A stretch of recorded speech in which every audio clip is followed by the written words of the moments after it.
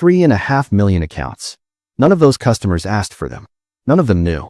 In September 2016, Wells Fargo, one of the oldest and largest banks in the United States, admitted that its employees had opened approximately 2 million accounts in customers' names without those customers' knowledge or consent. The actual number, investigators later determined, was closer to 3.5 million. The accounts included checking accounts, savings accounts, credit cards, and online banking enrollments. Customers were charged fees for services they never requested. Some had their credit scores damaged. A small number lost jobs because the fake accounts appeared in background checks. The fraud had been ongoing for at least 14 years, and the people who created the accounts were not senior executives running a secret operation. They were tellers, bankers, and branch managers who were afraid of being fired if they didn't.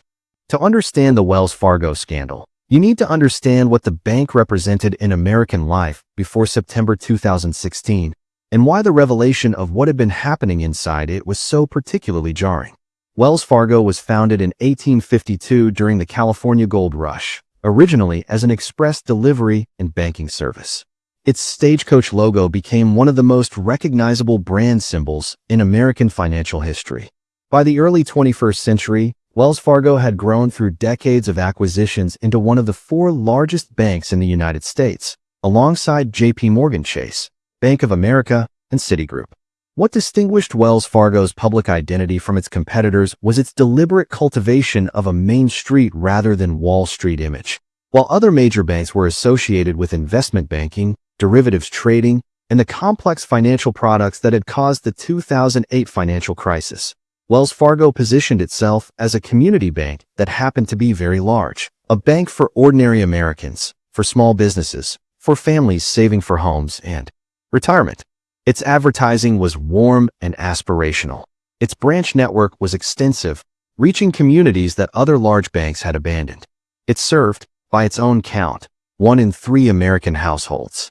John Stumpf had become CEO in 2007, succeeding the widely respected Richard Kovacevic, and had led Wells Fargo through the 2008 financial crisis in better shape than most of its competitors, largely because the bank had less exposure to the toxic mortgage-backed securities that destroyed other institutions.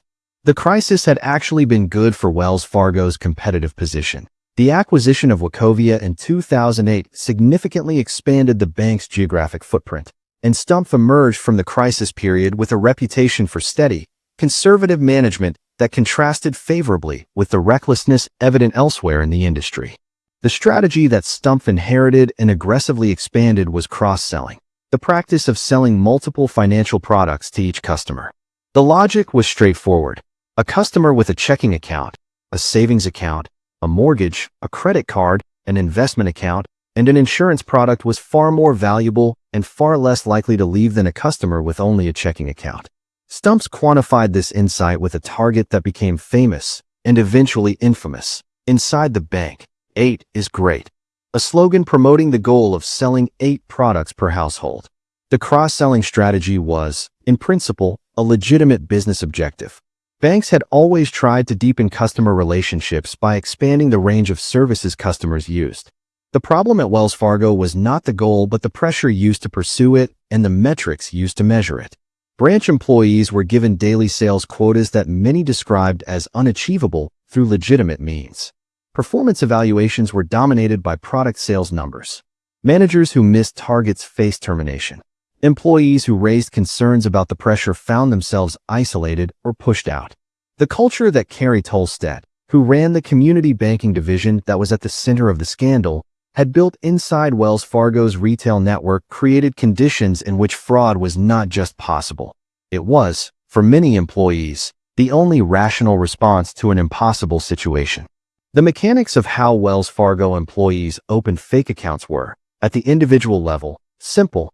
A bank teller or personal banker with access to customer information and the bank's account opening systems could open a new account in a customer's name using information the customer had already provided for their existing accounts. They could create an online banking profile without the customer's knowledge. They could apply for a credit card using customer data already on file. The customer would often not know the account existed until they received a welcome letter in the mail, a fee on a statement, or In cases involving credit cards, a notification about a credit inquiry on their credit report. The employees who did this were not doing it for personal financial gain in any meaningful sense. Unlike most frauds we have covered on this channel, the perpetrators of the Wells Fargo account fraud were not enriching themselves. They were doing it to avoid being fired. Former employees described daily sales meetings that functioned more like interrogations. Managers demanding explanations for why daily targets had not been met, singling out underperformers in front of colleagues, and making clear that continued employment depended on the numbers.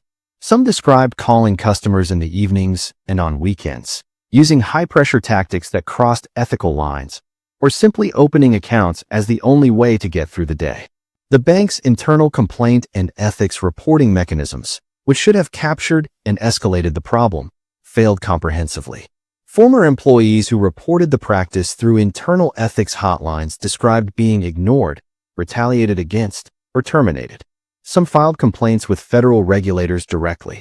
The Office of the Comptroller of the Currency, which regulated national banks, received complaints about Wells Fargo's sales practices over multiple years before the scandal became public. The full extent of the regulatory response to those early complaints, and why the pattern was not identified and addressed earlier, became a significant subject of scrutiny in the congressional hearings that followed. Carrie Tolstedt, who ran the community banking division, was celebrated internally and publicly as one of Wells Fargo's most effective executives. Under her leadership, the community banking division had delivered consistent growth in cross-selling metrics that the bank reported to investors as evidence of its superior customer relationships and business model.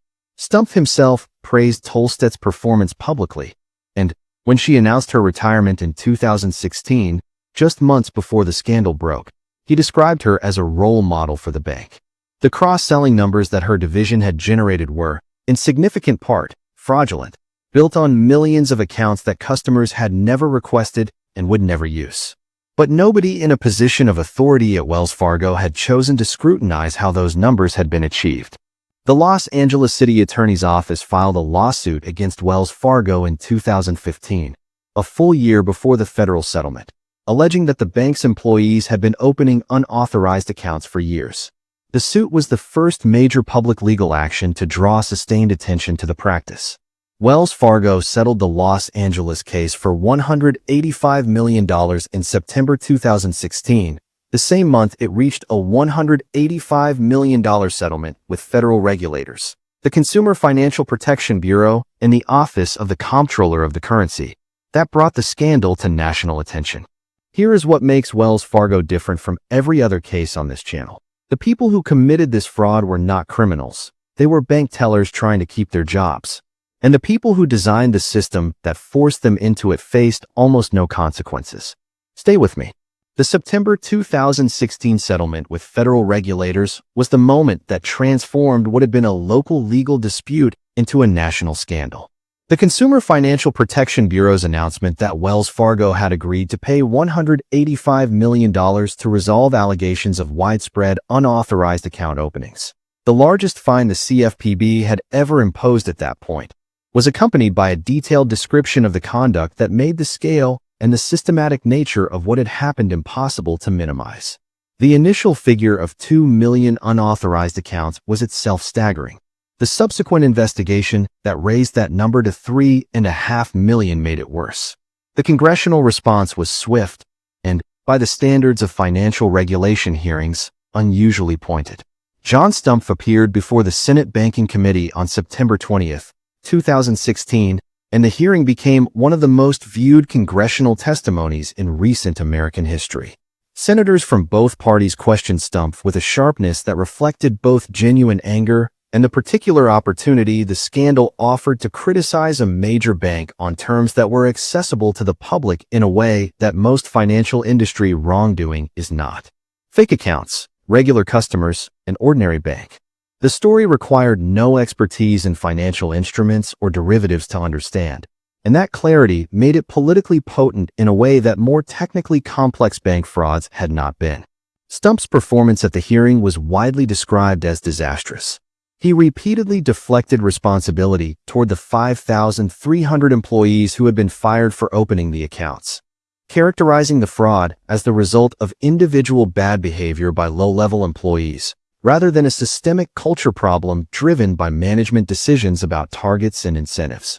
Senator Elizabeth Warren confronted him directly with the argument that, by his own logic, the appropriate response to the discovery that employees were engaging in fraud to meet sales targets would have been to eliminate the targets, rather than fire the employees. Stumpf had no satisfactory answer. Stumpf resigned as CEO on October 12, 2016, less than a month after the Senate hearing. He agreed to forego $41 million in unvested equity awards as part of his departure. Carrie Tolstedt, who had already announced her retirement in July 2016, agreed to forego approximately $19 million in unvested equity. Both figures were presented as accountability measures, and both were criticized as wholly inadequate, given the scale of what had happened under their leadership. The 5,300 employees who had been fired by Wells Fargo for opening unauthorized accounts, the people at the bottom of the organization who had been most directly pressured by the sales culture, and who had faced the most immediate consequences for not meeting targets, received no comparable financial protection. Many of them had been terminated with records that followed them into the job market, making it difficult to find new employment in the financial industry. The executives, who had built and maintained the culture that made the fraud not just possible, but effectively mandatory, walked away with tens of millions of dollars. The employees, who had done what the culture demanded, were fired and forgotten.